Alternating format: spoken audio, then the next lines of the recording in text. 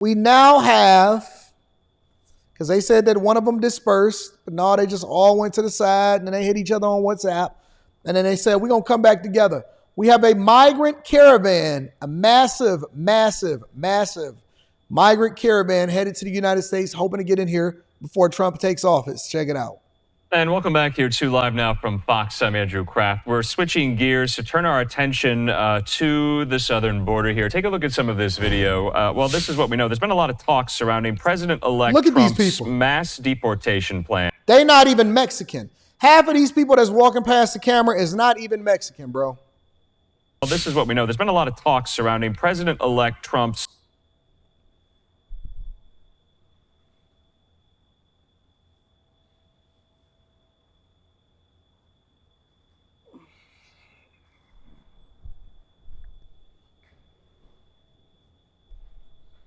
Look how big that caravan is.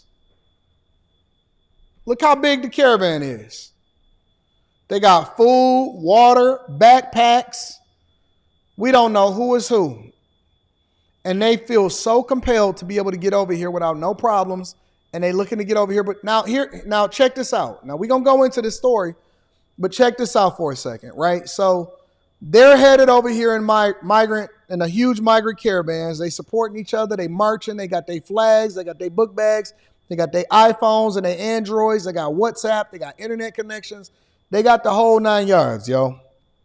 And they also marching over here because they know that this administration is weak. And so while they over here supplying arms to Russia and money or arms to Ukraine to fight Russia, we leaving our borders open, right?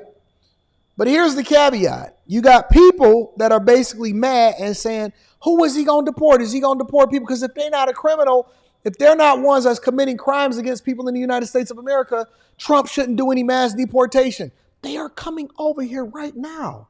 They're trying to circumvent the rules and bend the rules to do what they want to do when they want to do it. You can't tell us to only go after people that are breaking the law. Breaking the law is coming over here illegally and not going through the proper ports of entry. Mass deportation plans. It's crazy. And now a new group of 1,500 people is headed to the southern U.S. border, reportedly trying to get there before Trump's second term begins. Look at that. So for more on this new caravan, we're going to be joined by Anton Cabello. He's an independent journalist who covers the border and immigration, and he joins me. Anton, thanks for being with us here. I know you cover this very closely. I wanted to ask, though, you can't do this in any other country, where is this group now on their journey? Yeah, so this is the sixth caravan that has left since Claudia Sheinbaum became president of Mexico. 5 have left Tapachula and 1 left Tuxtla Gutierrez, all in the state of Chiapas. This particular one left this morning out of Tapachula, and their goal is to reach central Mexico, more specifically Mexico City, which is a sanctuary city. And just north of there, that's where they hop on the freight train, La Bestia. And that's how they make it to border towns like Piedras Negras and cross to Eagle Pass, something we saw in all of 2023 when we saw those mass groups crossing there. They were all arriving on train to Piedras Negras by the hundreds and occasionally by the thousands. And talking to some of these migrants in these caravans, now that they've realized that President Trump is coming into office, it's having the effect that was somewhat unexpected. They're not going to go back to their country of origin. They feel the pressure of making it to the U.S. border and into the U.S. Before Inauguration Day, hoping that they can still make it under the Biden administration and be accepted into the country. Okay, but with that logic, though, President-elect Donald Trump has said that every person here illegally and undocumented will be deported by however way or means there. That's words from President-elect Trump. So based on that logic, why are they still coming? Why are these people still forming these caravans trying to get to the United States with those designs, with those plans being put in place here? Stephen Miller, who's going to be a key policy advisor in the next Trump term, said on Fox News a couple of days ago that this is priority number 1 on day 1. So why? Yeah, so I've been to Tapachula and I've spoken to a lot of these migrants and gotten to know their thinking, their thought process. And Tapachula is ground zero for the migrants. And there's a differentiation that needs to be made there in Tapachula with the migrants. There's some that once you know where they're coming from and their economic status, you know where they're going to cross and how they're going to cross. So, for example, those with the resources will pay the organized crime. And most of them were crossing, they were flying into border towns like Mexicali, Monterrey, and they would cross in different border towns. The ones we're seeing in caravans, they're the poorest of the poor. They've sold whatever they had back in their country of origin. They don't have anything. And that's why they're going from shelter to shelter, NGO to NGO. And at this point, they sold everything. And their thinking is, I have no other goal in life right now than to make it into the US and give it a shot. And if I get deported, well, then it's going to be on their dime, meaning the U.S. Taxpayer is going to pay for it, and they don't have to go back with their resources. That's their logic, that's their thinking. And right now, they're running out of time, and that's why they're going to make a mad rush to the border, something that I've been reporting. Yeah, Auden, So basically what they're telling you is that I ain't got nothing anyway, and I ain't got nothing to lose. So we might as well make a mad dash. Worst case scenario, if you deport me, then you're going to be doing it on the U.S. taxpayers' dime, but I'm going to already be inside of the United States of America because y'all borders is easy to cross over into, and they're not actually protecting the borders anyway. And they're right. And they're right. That's the most interesting part about this is that the logic is sound and it's right. And I can't even blame the migrants for taking advantage of a system that allows for them to take advantage of American taxpayer dollars.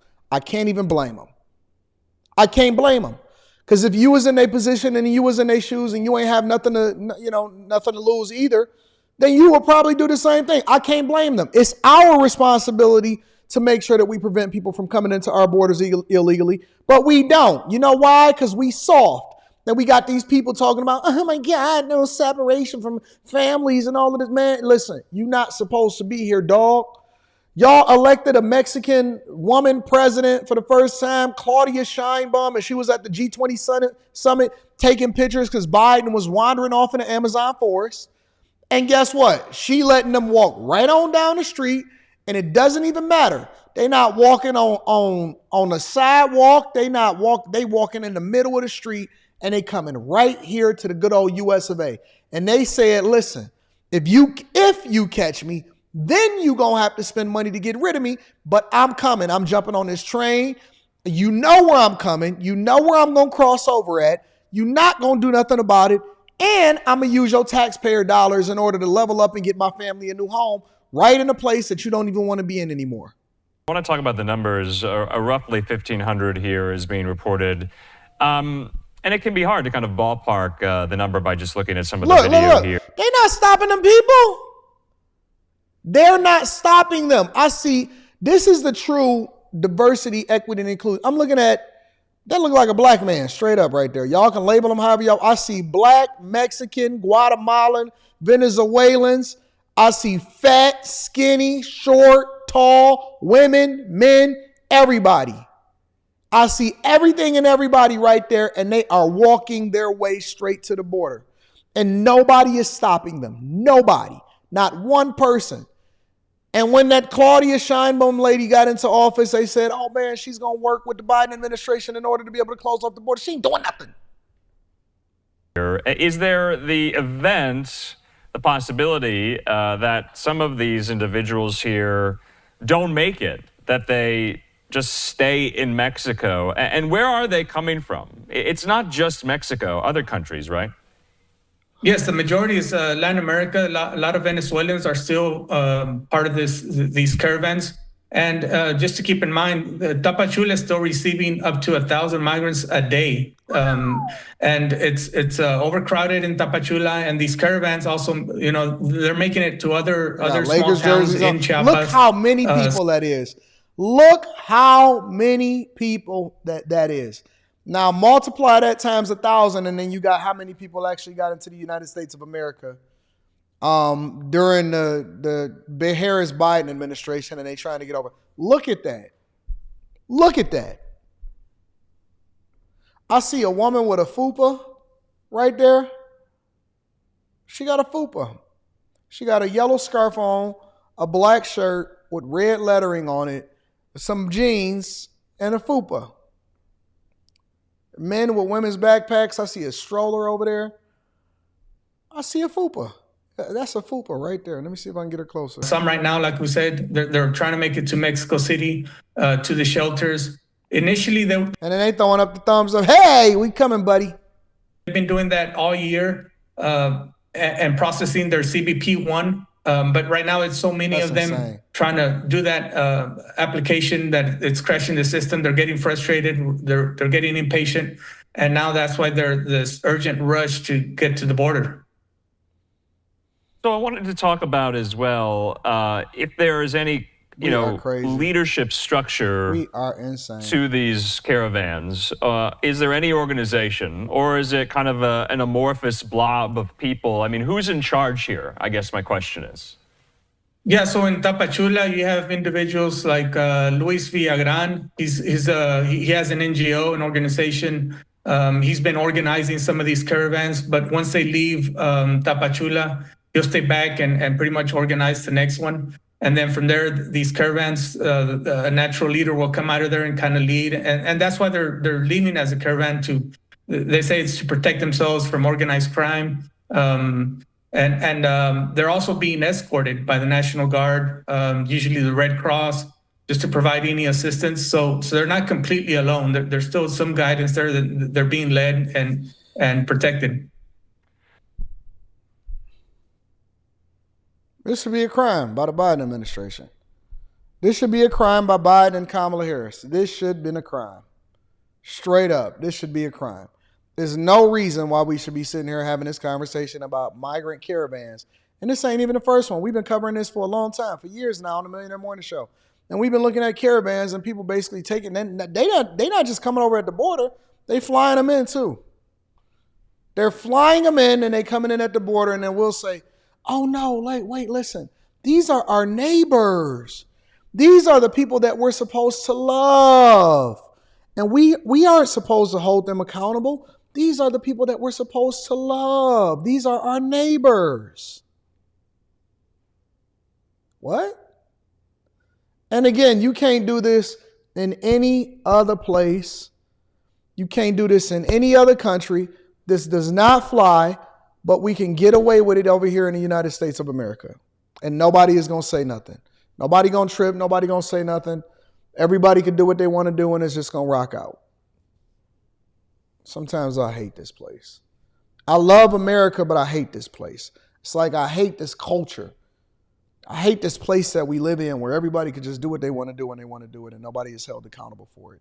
Let me jaywalk. Let me walk across the street the wrong way. Woo! All right, Rebecca, put your hands behind your back.